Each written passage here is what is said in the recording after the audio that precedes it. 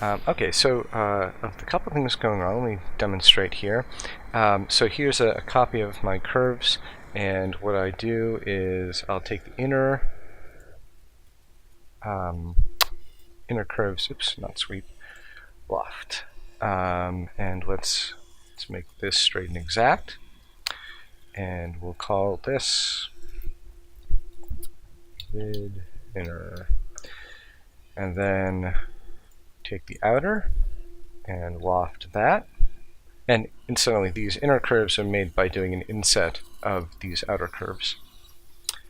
And these are the two different ribs, so even though they look like they're the same size, when we look at the top you can see that this one is slightly smaller because it's farther out on the wing. Okay, so now we have our two, let's name this vid outer, and then we take vid outer and we boolean diff. We don't even need to keep vid inner in this case, and that does do the cut, so that looks good initially. But if we file export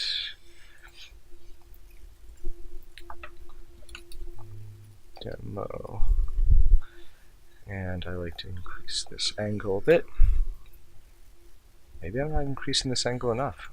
I guess that's something I haven't played with, but I've got it here. But let's just demo with the thing I did live. You can see that you can see through the bottom here. So from the slicer's perspective, this isn't actually a 3D object. Now, you mentioned it's because it's too thin. It's not. Actually, let me do the second part of this demonstration. So typically when you're constructing a wing, what you do basically is you cut out this section because it's wasted weight. It's unneeded because you use a thin film. So you make that leading edge D shape. So let's just draw a line here, and let's merge this guy. There we go. Okay, so now we have this, which is separated nicely. Oh, wait, it has not separated nicely. Normally it looks better, but look at this. Let's zoom in here. Look at what we've got going on there. See? So that does not look good.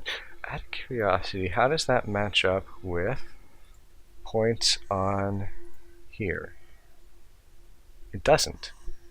It's weird. So it's like between points. Now this is a version of the inner loop that curve that I have not redrawn. I can work with that in a moment, but I'm seeing the same behavior. So this is basically, I think this is fundamentally the problem that I'm observing, because at this point I think this, whatever is happening here, is the origin of what's going on in the slicer. But if we real quick export this, and oh, dogs don't bark. Good. Okay. So let's just look at what this object looks like, because in the past this one has actually worked, and then actually I didn't run this for you, but identify non-manifold. This part looks great. Manifold passes checks. Just to quick show, if we identify, there we go, and it identifies the segments where it says this is not a solid. And then the other weird thing that continues to be observed in MOI here is if we just like move this over here, because as I said, we also want to capture a solid or a skin of the trailing edge, and we do the same Boolean over here, then this gets weird. Watch this. It didn't merge, except it did merge because it left behind something. So let's just separate these two again. So like there's this second object underneath the first. I didn't actually ever try seeing if this one was manifold. Demo 3.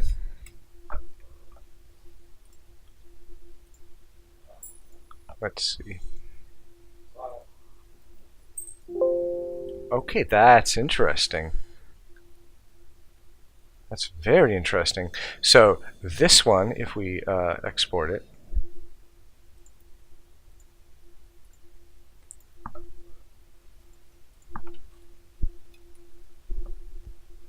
This is probably more than you need at this point. You've seen what I'm pointing out, but so when we export this or import this, you can see like this is a portion that I have Boolean subtracted, but it shows up over here, of course only from one direction because it's a single-sided surface and not a solid. I mean, yeah, obviously something weird is happening with this one, but what's interesting is that what I see represented here is not what I see represented here. Then also, I was able to reproduce that object, however, I believe over here. No, not there. Not there.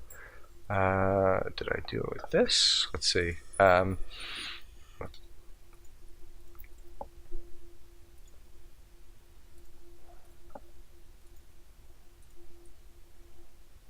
This one just won't merge, I guess. Boolean merge that. Oh, okay. I don't know what I did. No. Oh, wait. We see it from. Oh no, it's just sticking out there. So, same artifact that we saw before, but from a different direction. So there you go. Hopefully that is helpful. Thanks.